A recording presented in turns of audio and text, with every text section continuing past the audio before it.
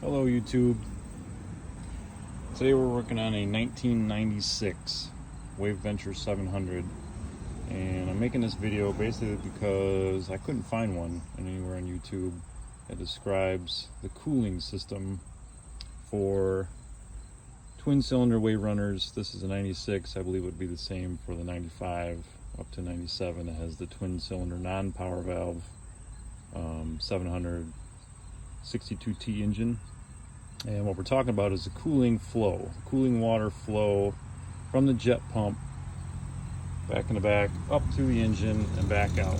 I could not find a diagram that explains the entire thing, so I went through it, tested it a couple times, and this is what I found. So working along with the service manual, here is page 172 of the actual Yamaha service manual for this year of machine. So looking at figure 11 right there and number 10 kind of points out what I'm about to talk about. So the inlet water hose comes from the jet.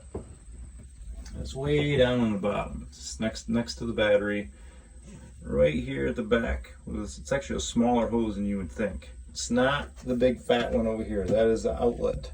That is an outlet hose. Inlet hose is a smaller one right here. It runs between your hull and the battery, goes up to the bulkhead, and then from that point it comes through. You can see it coming through and makes a curve, goes under the jet, and its first entrance into the engine is the bottom of the exhaust. So the water comes into the exhaust, flows up through the exhaust pipe, comes through the cylinder head. Right here is where it tees off. So you guys know the little squirter, or the pisser they call it, on the side of your machine that puts out water as it's running. It's your telltale as to whether or not cooling flow is there or not. Here's where it splits off. So it comes out of the cylinder head and splits. There's actually arrows. If you look real close, there's arrows on the side of this little T here that shows you which way it flows, and it's there's some acronyms on there that will show you the direction.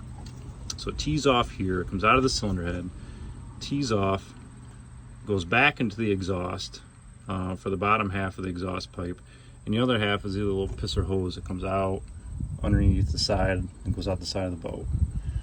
So that's how the water flows in one of these wave runners. So after it splits, it goes out of the exhaust, out of the pisser, and remaining hot water in the exhaust, some goes out of the pipe, the rest of it comes out this big outlet hose, they call it. And they even refer to it here on number 11, figure 11. There's an arrow pointing to it. They do call it outlet hose right there. You can see figure 11 from the exhaust housing. Disconnect the water outlet hose. So that is the water outlet.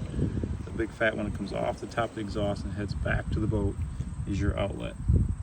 So A, that's the one we looked at. The small one comes in the bottom of the exhaust, flows through the exhaust and the engine, and works its way out through the top of the motor, which is also another reason why these Yamaha machines are so good at winterizing, because naturally the water drains out of the engine. If you tip it up, angle it back on your trailer, and 90% of it will drain on its own.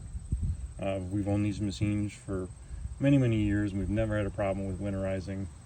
We just start them up a little bit, run them for a second, and make sure there's no more water coming out of the jet, and tip them up, and it drains out naturally. So it's another excellent Yamaha design compared to Sea-Doo or jet ski. I'm not sure about jet ski, but that's it. So that is the water flow for a 96 Wave Venture 700. Hope this helps, and take care.